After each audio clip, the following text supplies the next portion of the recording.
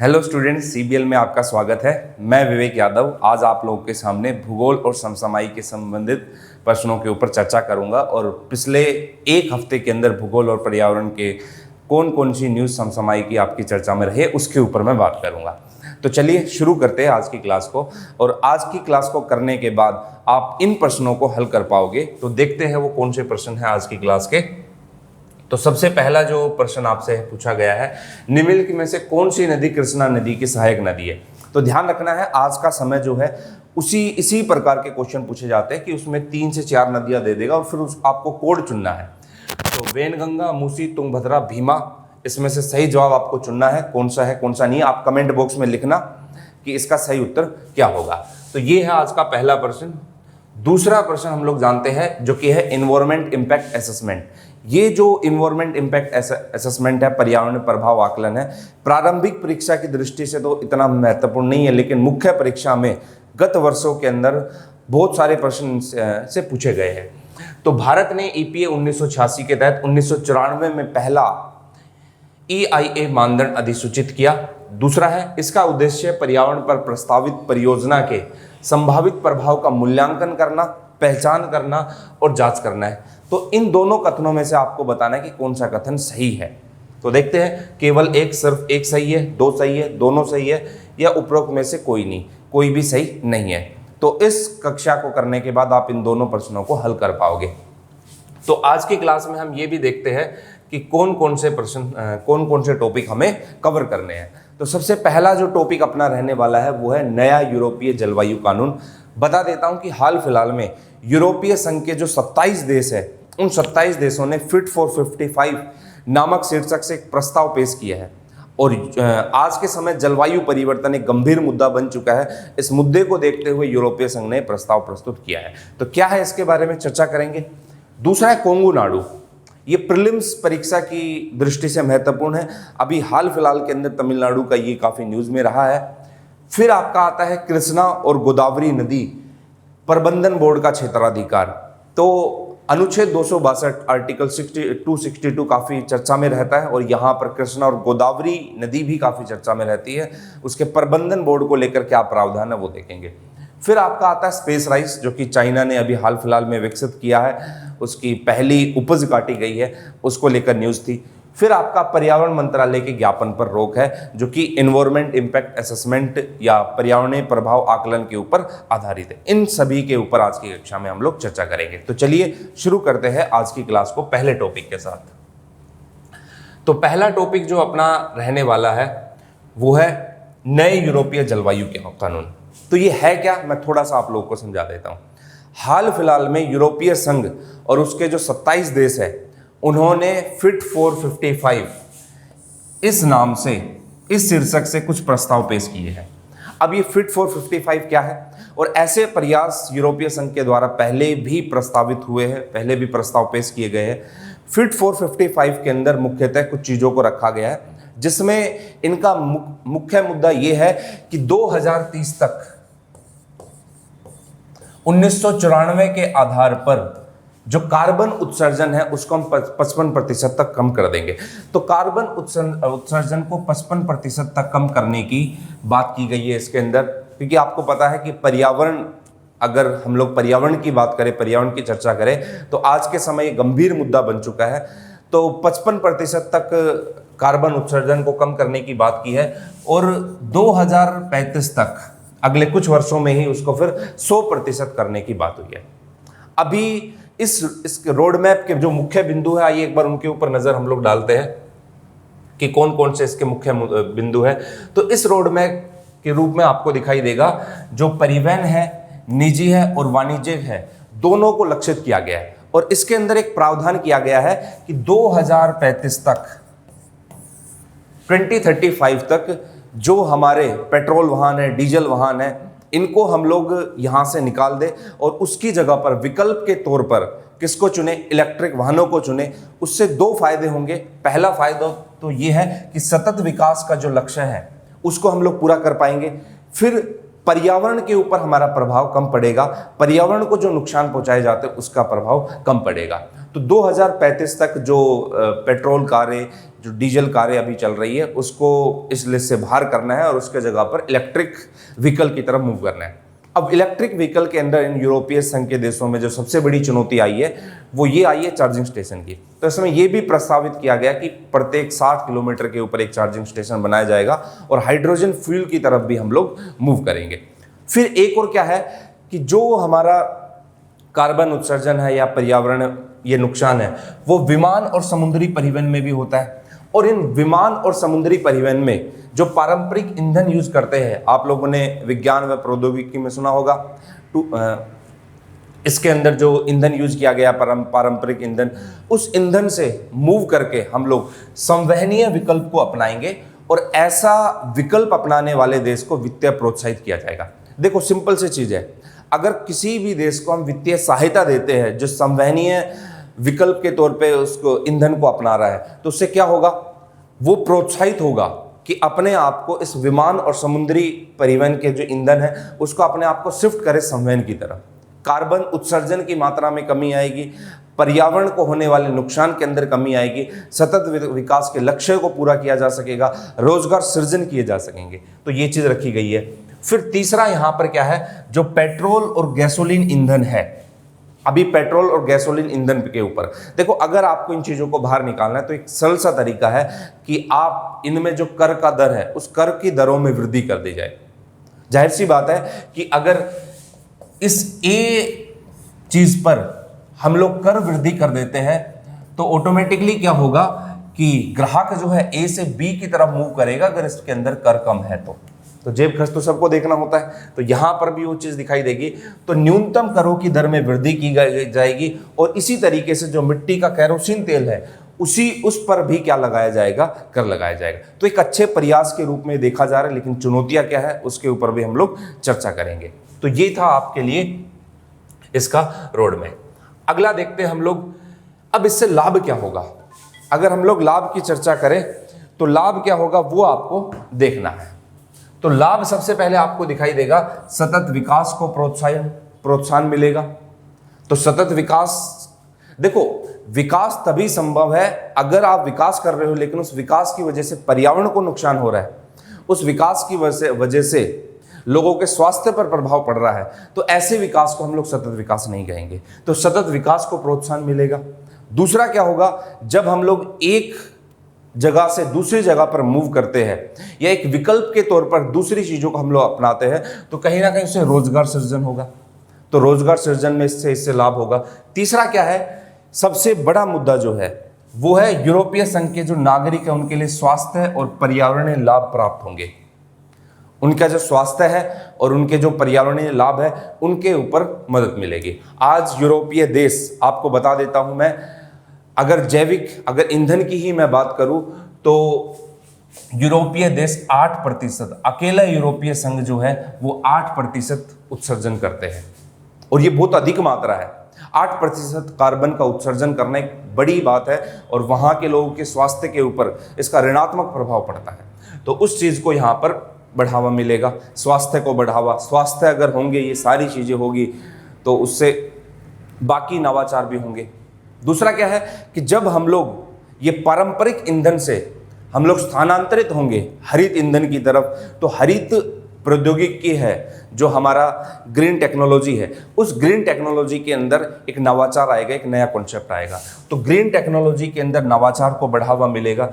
दूसरा क्या है कि जो अर्थव्यवस्था है, आज का समय यह है कि पर्यावरण की वजह से हमारी अर्थव्यवस्था को भारी क्षति होती है, पर्यावरण की वजह से हमारे राजनीतिक रूप से क्षति होती है।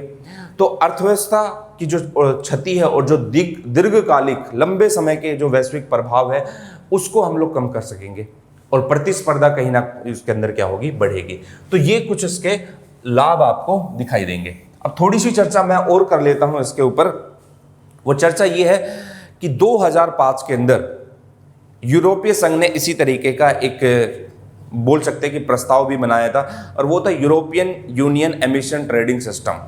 ये जो European union emission trading system था, इसके अंदर क्या किया गया, इसके अंदर ये किया गया कि हम एक कार्बन की सीमा डिसाइड करते हैं। एक वर्ड काफी न्यूज में रहता है, कार्बन फुटप्रिंट, मतलब कोई भी देश कितना कार्बन का उत्सर्जन कर रहा है। अब जैसे फॉर एग्जांपल मान लो मैं फुटप्रिंट की बात करूं, तो मैंने कहा कि मेरा फुटप्रिंट है, मेरा फुटप्रिंट ज़्यादा है, तो इसका मतलब है कि कार्बन का जो उत्सर्जन है वो ज़्यादा कर रहा हूँ। तो ये यूरोपियन ट्रेडिंग सिस्टम जो था, यूरोपियन यूनियन का जो ट्रेडिंग सिस्टम था, इसमें एक प्रावधान किया गया। क्या प्रावधान किया गया कि एक कार्बन की सीमा निर्धारित होगी। अगर उस यूरोपियन ट्रेडिंग सिस्टम को कोई भी देश नहीं मानता है, यूरोपीय संघ का, और एक सीमा से अधिक कार्बन उत्सर्जन करता है तो उसके ऊपर जुर्माना लगाया जाए। जब ऐसे प्रावधान हम लोग करेंगे तो उससे क्या होगा कि हरित ईंधन की तरफ हम लोग शिफ्ट होंगे। दूसरा क्या होगा कि जो पारंपरिक ईंधन का इस्तेमाल कर रहे हैं उसका इस्तेमाल करने से लोग बहुत कम होंगे। तो कार्बन सीमा का एक कॉन्सेप्ट यहाँ पर यूरोपियन ट्रेडिंग सिस्टम से आता है। ठीक है, तो ये कुछ चीजें आपको यहाँ पर दिखाई देगी। अब चलते हैं कि इसके अंदर चुनौतियां क्या क्या है, क्या क्या चैलेंजेस आपको देखने को मिल सकते हैं इस फिट फॉर 55 को लागू करने के लिए। सबसे पहला तो जो आपका आता है कि यूरोपीय संघ के कुछ सदस्य अन्य देशों की तुलना में क्या है, गरीब है। तो यूरोपीय संघ के कुछ देश अन्य देशों की तुलना में गरीब है, इसका मतलब क्या होगा, तो हो सकता है कि अभी वो देश है ना विकसित तो है, लेकिन विकास की एक अगली प्रक्रिया में पहुंच रहे हैं, और अगली प्रक्रिया में पहुंचने के लिए उन्हें अधिक से अधिक उद्योगों का भी इस्तेमाल करना पड़ेगा, और उसके लिए कार्बन उत्सर्जन हो सकता है कि वहां पर अधिक हो। जब कार्बन उत्सर्जन ऐसे देशों के अंदर अधिक होगा तो ऐसे देश इस चीज की आपत्ति जता सकते हैं कि अगर हम कंपेयर करें दो देशों को, तो उन दो देशों के अंदर एक देश अधिक विकसित है, एक देश कम विकसित है। तो ये चुनौती आ सकती है। फिर अगला क्या बन सकता है, यहां पर यूरोपीय जलवायु कानून करना राजनीतिक रूप से कठिन होगा। ये किस तरीके से राजनीतिक रूप से कठिन का मतलब ये है कि यूरोप के बहुत सारे देश कुछ विधि के शासन के आधार पर चल रहे हैं, कुछ मानवाधिकारों का मुद्दा उठाते हैं। तो ये विधि का शासन, मानवाधिकारों का बंटवारा, इस तरीके के चैलेंजेस, इस तरीके की चुनौतियां यहां पर दिखाई देगी। फिर देखते हैं, ग्रीन डील ग्लोबल वार्मिंग को 5C तक सीमित करने के लिए पर्याप्त नहीं होगी। मतलब डील अच्छी है, लेकिन अगर हम इसको बात करें तो ये जो हरित कार्यक्रम है या ये जो कार्बन उत्सर्जन को कम करने की बात की गई है, तो ये ग्लोबल वार्मिंग को कम करने को लेकर प्रभावी नहीं होगी। अभी एक रिपोर्ट भी आई थी, उस रिपोर्ट में कहा था कि 2060 तक जो वैश्विक तापमान है वो ग्लोबल वार्मिंग के 2 से 4 डिग्री सेल्सियस तक और अधिक उसके अंदर वृद्धि होगी, और उसके पर्यावरण पर क्या क्या नुकसान हो सकते हैं आप सोच सकते हो। वर्तमान के अंदर हमारी पृथ्वी का औसत तापमान 15 डिग्री सेल्सियस है, उससे भी 2 से 4 डिग्री सेल्सियस बढ़ा हुआ है, और 2 से 4 डिग्री बढ़ जाए तो भूगोल की लैंग्वेज में उसको विनाशात्मक उष्मन कहा जाएगा, कैटास्ट्रोफिक वार्मिंग कहा जाता है। ये होगा। फिर अगला क्या है, अन्य विकासशील देशों द्वारा उत्सर्जन में तीव्र वृद्धि होती रहेगी। देखो, अगर इस पूरे कॉन्सेप्ट को विश्व स्तर पर लागू करना है, क्योंकि जलवायु परिवर्तन एक वैश्विक मुद्दा है, तो आप विकासशील देशों की भी आपको मदद लेनी होगी, और उन विकासशील देशों के लिए भी ऐसे शीर्षक लागू करने पड़ेंगे जिसके अंदर का क्या हो, कार्बन उत्सर्जन को कमी करे। अब विकसित देश तो कर लेंगे, वो तो सिर्फ 27 यूरोपियन संघ के देश है, लेकिन बाकी जो लगभग 150 देश बच गए, उन देशों को भी ऐसे कदम उठाने पड़ेंगे, क्योंकि अगर हमें पूरे वैश्विक तापमान को कम करना है, अगर पूरे वैश्विक जलवायु परिवर्तन से संबंधित कोई कदम उठाने हैं, तो ऐसी चीजें करनी पड़ेगी। तो विकासशील देशों के उत्सर्जन में तीव्र वृद्धि होती रहेगी, ये भी एक गंभीर चुनौती बनी हुई है। और भी बहुत सारी चुनौतियां इसके अंदर हो सकती है, लेकिन मुख्यतः आपको 3 से 4 चुनौतियां ध्यान रखनी है। तो ये कुछ चुनौतियां इसके सामने दिखाई देगी। अगला देखते हैं इसके बारे में। अब सवाल उठता है कि जलवायु परिवर्तन एक वैश्विक मुद्दा क्यों बन गया है, तो इसके बारे में थोड़ा सा मैं आप लोग को चर्चा कर देता हूं। ये आपका मुख्य परीक्षा का भी प्रश्न हो सकता है, और ऐसे भी पूछ सकता है कि जलवायु परिवर्तन को लेकर भारत ने क्या प्रयास किए हैं, जलवायु परिवर्तन को लेकर यूरोपीय संघ के क्या प्रयास हुए हैं, जलवायु परिवर्तन को लेकर विश्व ने क्या प्रयास किए हैं। तो इस तरीके का मुख्य परीक्षा का प्रश्न आपका बन सकता है। तो आइए एक बार बात करते हैं कि जलवायु परिवर्तन के अंदर ये वैश्विक मुद्दा क्यों बना हुआ है। तो जलवायु परिवर्तन का वैश्विक मुद्दा इसलिए है, 2060 तक, मैंने अभी आप लोगों को बताया कि 2060 तक 60 तक भूमंडलीय उष्मन जो है, ग्लोबल वार्मिंग जो है, वो अपने 2 से 4 डिग्री सेल्सियस तक और बढ़ जाएगी। जब ये इतना ज्यादा बढ़ेगा तो उससे पर्यावरण पर क्या प्रभाव पड़ेगा, इसका उदाहरण आप देख सकते हो कि हाल फिलहाल में जो हीट वेव जो कनाडा और यूएसए की सीमा पर प्रशांत महासागर के एक तटीय क्षेत्र पर जो हीट वेव, हीट डोम बना था, वो जो उष्मा डोम है उसका परिणाम यही था कि वो तापमान की बढ़ोतरी के कारण बना था। फिर आप एक देख सकते हो कि वहां पर जलीय जीव जो है, उन जलीय जीवों की मृत्यु हो गई थी इसी तापमान की वजह से, इसी जलवायु परिवर्तन की वजह से।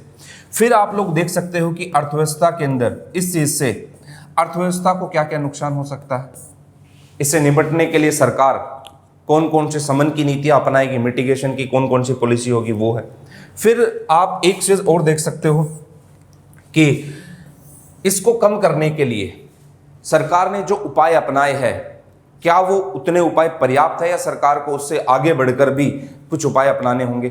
तो ये चीजें आप लोग को थोड़ा सा जलवायु परिवर्तन जो आज का वैश्विक मुद्दा बन चुका है, जिससे पर्यावरणीय नुकसान हो रहे हैं, आर्थिक रूप से नुकसान हो रहे हैं, जिससे राजनीतिक रूप से भी हलचलें पैदा हो रही है, तो ये सारी की सारी चीजें आप लोग को दिखाई देगी। और सबसे अच्छा उदाहरण तो मैं आपको बताऊं कि प्रशांत महासागर के एक तटीय क्षेत्र के अंदर जहां पर कनाडा और यूएसए की सीमा अवस्थित है, वहां पर हीट डोम बना कि वैश्विक तापमान जो समुद्री तापमान होता है, समुद्री सतह का तापमान 27 डिग्री सेल्सियस होता है, उससे वो बढ़ गया था काफी।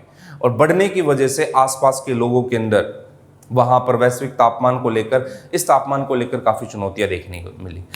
काफी जलीय जीव की मृत्यु हुई, जो अपना समुद्री पारिस्थितिकी तंत्र है वो कहीं ना कहीं प्रभावित हुआ। तो इसलिए ये क्या बना हुआ है, चुनौती बना हुआ है।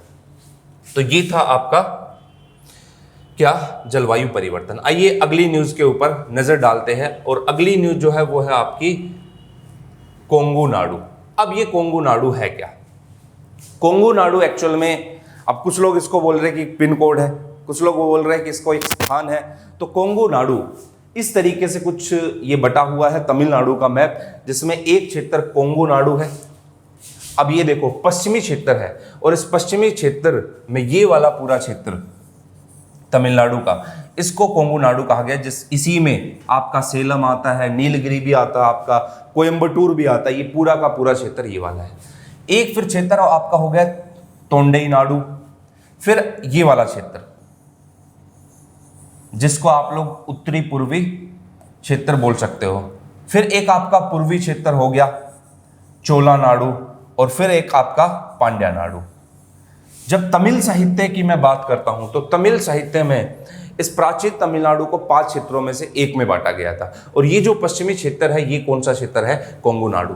ये कोंगो नाडु अभी ओबीसी समुदाय को लेकर चर्चा के अंदर रहा है। और ये जो कोंगो नाडु है, इसके बारे में अगर मैं बात करूं तो कोंगो, वेलार या फिर इस तरीके की जो चर्चा ओबीसी को लेकर न्यूज में रही है, उसके कारण ये क्या आया है, चर्चा के अंदर आया है। तो ये ध्यान रखना, आपको जो संगम साहित्य है, संगम साहित्य के अंदर भी कोंगो नाडु को एक क्षेत्र के रूप के अंदर बताया गया है। और दक्षिण भारत के जो चेर चोल पांड्या राज्य थे, वहां पर भी संगम साहित्य के अंदर भी उनका क्या मिलता है, वर्णन मिलता है। तो ये आपका थोड़ा करंट की न्यूज रहा। और ध्यान रखना, ये ना तो कोई पिन कोड वाला स्थान है और ना किसी क्षेत्र को औपचारिक नाम दिया गया, सभी क्षेत्रों को मिलाकर एक कोंगो नाडु बोल दिया है। ओबीसी समुदाय को लेकर ये काफी न्यूज में था, ये ध्यान आपको रखना है। चलिए अब चलते हैं अगली न्यूज के ऊपर। सीधा प्रश्न आपसे यही पूछेगा कि कोंगो नाडु हाल फिलहाल में चर्चा में रहा है, तो किस समुदाय से संबंधित है, कहां पर अवस्थित है, अवस्थिति को बताइए, किस साहित्य के अंदर उसका वर्णन किया गया, इस प्रकार के प्रश्न। अगला देखते हैं, कृष्णा और गोदावरी नदी प्रबंधन बोर्ड का क्षेत्राधिकार। देखो अभी अगर आप लोग मैप पर नजर डालते हो तो ये आपकी है कृष्णा नदी और ये आपकी है गोदावरी नदी। कृष्णा और गोदावरी नदी। अब ये जो बेसिन है इसको कृष्णा गोदावरी बेसिन कहा जाता है, केजी बेसिन। अब एक चीज आपको जो ध्यान रखनी है वो क्या है कि अभी ये कृष्णा और गोदावरी प्रबंधन बोर्ड का जो क्षेत्राधिकार है, कृष्णा और गोदावरी नदी का जो प्रबंधन बोर्ड है, उसके क्षेत्राधिकार में वृद्धि को लेकर 2 राजपत्रित अधिसूचनाएं जारी की गई है। ये कृष्णा और गोदावरी के अंदर इन 2 नदियों को लेकर काफी विवाद रहे हैं, तो इसके अंदर 2 राजपत्रित योजनाएं, अधिसूचनाएं जारी की गई। उस राजपत्रित अधिसूचना में क्या है कि इन दोनों नदियों की निगरानी बोर्ड का प्रशासन, उसका विनियमन, उसका संचालन और जो रखरखाव है उसके अंदर इस बोर्ड को आवश्यक शक्तियां प्रदान की जाए या नहीं की जाए, और शक्तियां है तो कितनी शक्तियां इसको दी गई है। तो नदी बोर्ड को लेकर ये चर्चा में रहा है। अब आपको एक चीज मैं आप लोग को बता देता हूं कि हमारे संविधान का एक अनुच्छेद है 262, आर्टिकल 262। अब आर्टिकल 262 क्या कहता है? देखो, अगर हम लोग सुप्रीम कोर्ट की बात करें तो सुप्रीम कोर्ट के अंदर उसकी एक प्रारंभिक अधिकारिता होती है, जिसको बोलते हैं कि अगर दो राज्यों के बीच में कोई विवाद है, केंद्र और राज्य के बीच में अगर कोई विवाद है, या एक तरफ केंद्र है दूसरी तरफ दो या दो से अधिक राज्य, इनके बीच का कोई विवाद है, तो अनुच्छेद 131 के तहत सर्वोच्च न्यायालय प्रारंभिक अधिकारिता का प्रयोग करते हुए ऐसे मुद्दों को हल करेगा। लेकिन वहीं जब बात आती नदी बोर्डों को लेकर या नदी की सीमा को लेकर या नदी तटीय क्षेत्र को लेकर, तो ऐसी चीजों के अंदर अनुच्छेद 131 अपवाद के रूप में देखा जाता है। इसके अंदर अनुच्छेद 262 का इस्तेमाल किया जाता है। और अनुच्छेद 262 क्या कहता है? अनुच्छेद 262 कहता है कि संसद के पास शक्ति है कि ऐसे नदी बोर्ड का गठन करे, वहां के प्रशासन को लेकर, वहां की निगरानी को लेकर कानून बनाए।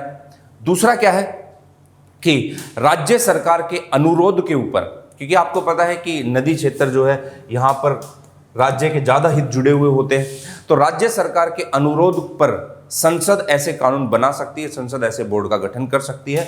तो अभी इसी को लेकर ये न्यूज़ सूचना रही थी। अब देखो, अगर मैं बात करूं अंतर्राज्यीय नदी जल विवाद की, तो अंतर्राज्यीय नदी जल विवाद के अंदर जल विवादों का निपटारा करने हुए अनुच्छेद 262 का इस्तेमाल करते हुए संसद ने 2 प्रकार के कानून बनाए हैं। अब वो 2 प्रकार के कानून कौन कौन से हैं? एक हो गया आपका नदी बोर्ड अधिनियम। इस नदी बोर्ड अधिनियम 1956 को अगर आप लोग देखोगे तो इसी नदी बोर्ड अधिनियम के अंदर एक बोर्ड बनाया गया है, और उस बोर्ड के अंदर प्रशासन, निगरानी, क्या क्या महत्वाकांक्षाएं, योजनाएं हो सकती है, उसको लेकर चर्चा की गई है। दूसरा क्या है? अंतर्राज्यीय जल विवाद अधिनियम, इंटरस्टेट वाटर डिस्प्यूट। ये दोनों संसद के द्वारा बनाए गए हैं और राज्य के अनुरोध के ऊपर ऐसे कानून बनाए जा सकते हैं। इसके अंदर क्या है? ये तो देखो बोर्ड प्रशासन और निगरानी से संबंधित कार्य करेगा, लेकिन जो अंतर्राज्यीय जल विवाद अधिनियम है ये किसके ऊपर कार्य करेगा? अगर दो राज्यों के बीच में नदी बंटवारे को लेकर, जल बंटवारे को लेकर, विद्युत परियोजनाओं को लेकर कोई विवाद उत्पन्न हुआ है, तो उसका सॉल्यूशन कौन देगा? ये अंतर्राज्यीय जल विवाद अधिनियम यहां पर देगा। तो ये चीजें आप लोग को ध्यान रखनी है अंतर्राज्यीय नदी जल विवाद को लेकर। अगली न्यूज देखते हैं। अगली न्यूज आपकी रही है स्पेस राइस। अब ये स्पेस राइस है क्या? चावल जो कि अंतरिक्ष में उगाया गया हो, कुछ ऐसा चावल। तो आइए बात करते हैं। 1987 से ही चाइना ऐसे प्रयास करता रहा है, और सिर्फ चावल के क्षेत्र में ही नहीं, अलग अलग क्षेत्र के अंदर भी चाइना ने ऐसे प्रयास किए हैं। अभी नवंबर में चीन द्वारा क्या हुआ था कि 23 दिनों के लिए चंद्र यात्रा पर चांग-ए 5 मिशन के नाम से धान के बीज से उगाए गए चावल। तो चांग-ए 5 मिशन के अंदर क्या था कि उन्होंने लगभग 40 ग्राम के आसपास कुछ चावल भेजे। कहां पर? स्पेस के अंदर, अंतरिक्ष के अंदर। और जब वो अंतरिक्ष के अंदर भेजे तो अंतरिक्ष के अंदर आपको पता है ब्रह्मांडीय विकिरण, और दूसरा क्या है, शून्य गुरुत्वाकर्षण में रहने के बाद उसको वापस धरती पे लाया गया और उनको बोया गया और फिर उनकी फसल को काटा गया। ऐसे क्या होगा? एक तरीके का ये नवाचार ही है, नया कॉन्सेप्ट ही है। इस नवाचार के अंदर क्या होता है कि हम एक फसल को ब्रह्मांडीय विकिरण में रखते हैं, जो ब्रह्मांड की जो किरणें हैं वो उसके ऊपर प्रभाव डालती है, और दूसरा क्या, शून्य गुरुत्व के अंदर रहता है। जब ये सारी चीजें उसके ऊपर पड़ती है तो उसके अंदर माना जाता है कि उस उत्परिवर्तन हुए हैं, म्यूटेशन हुई है, ये टेक्निकल टर्म है, कुछ उत्परिवर्तन हुआ है। और ये जो उत्परिवर्तन हुआ है, जब इसको हम धरती पर लाकर उगाते हैं तो ऐसा देखा गया है कि उपज जो है वो कहीं ना कहीं बढ़ जाती है। तो एक नया अच्छा कॉन्सेप्ट मान सकते हैं। तो आप अभी क्या है कि जो इसको भेजा गया था नवंबर के अंदर, अभी इस चावल की जो है चाइना के अंदर कटाई की गई है पहली बार ये न्यूज़ के अंदर आपको ऐसा दिखाई देगा। और ऐसे प्रयास मैंने पहले बताया 1987 से ही चाइना करते रहा है। अब देखो क्या है, जब हम लोग इस तरीके के नवाचार करते हैं तो इसका फायदा ये है कि एक तो क्या है कि उपज बढ़ जाती है। दूसरा क्या है कि विश्व स्तर पर भी ऐसे मुद्दे आते हैं कि हाँ, कि स्पेस राइस या स्पेस फीड जैसा कॉन्सेप्ट हो, आने वाली तारीखों के अंदर हाइब्रिड जो है प्रजातियों को लेकर भी स्पेस न्यूज़ के अंदर रहेगा। ये सारी चीज़ें देखने को मिलेगी। तो स्पेस राइस चाइना का है, तो ध्यान रखना थोड़ा सा इसके बारे में। अब चलते हैं अगली न्यूज़ के ऊपर, जो कि आज की आखिरी न्यूज़ है। पर्यावरण मंत्रालय के ज्ञापन पर रोक। अब ये सीधा सा टॉपिक जो है ना, वो है आपका पर्यावरण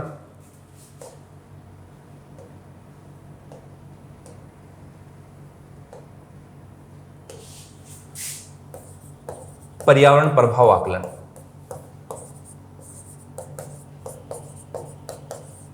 अब देखो क्या है,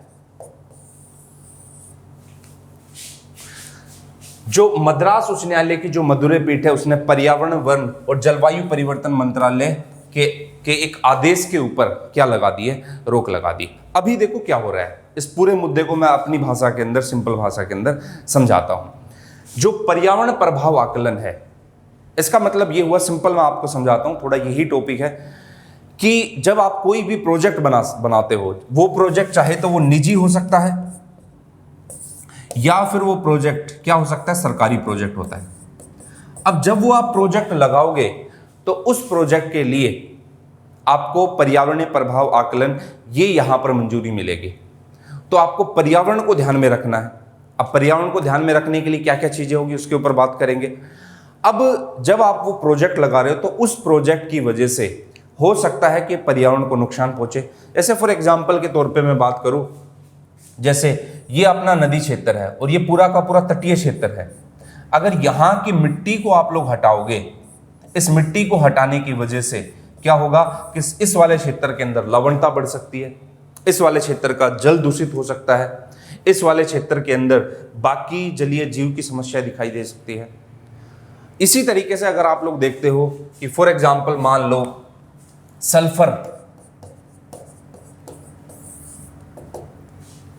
सल्फर आधारित कुछ उद्योग लगाया हमने, ग्लास आधारित कोई इंडस्ट्री लगाई, उद्योग लगाया, हम विकास तो कर रहे हैं, लेकिन उस विकास के साथ साथ इनका पर्यावरण के ऊपर क्या प्रभाव पड़ेगा। कहोगे सर पर्यावरण पर क्या प्रभाव पड़ेगा, कुछ नहीं पड़ेगा। बहुत सारे नेगेटिव, ऋणात्मक इसके प्रभाव देखे जा सकते हैं। तो ये पर्यावरण प्रभाव आकलन क्या बोलता है कि जब आप पर्यावरण की बात करोगे तो उसके अंदर आपको उसका आकलन करना पड़ेगा। जो EIA है वो लगभग 2000 पन्नों की अपनी रिपोर्ट सौंपता है, लगभग बात हुई है। अब इतनी रिपोर्ट को ना तो आप पढ़ पाओगे और ना कोई और पढ़ पाएगा, तो इसलिए मोटा मोटा ध्यान में रखना है। वो क्या करता है, उसके कुछ क्राइटेरिया, उसके कुछ मानदंड है। ये प्रोजेक्ट लगाया गया है तो उससे पहले पर्यावरण मंजूरी लेनी पड़ेगी, और प्रोजेक्ट लगाने से पहले ही नहीं, प्रोजेक्ट का जब कार्य चल रहा होगा, प्रोजेक्ट जब पूरा हो चुका होगा, तो उस टाइम पे भी पर्यावरण प्रभाव आकलन, पर्यावरणीय मंजूरी बार बार देखी जाएगी। कि भाई मान लो हमने कहा कि भाई आपको मंजूरी देते कि इस क्षेत्र में लगाने की, और आपने उस क्षेत्र को एक्सटेंड कर लिया, तो इसके ऊपर भी नजर रखनी है।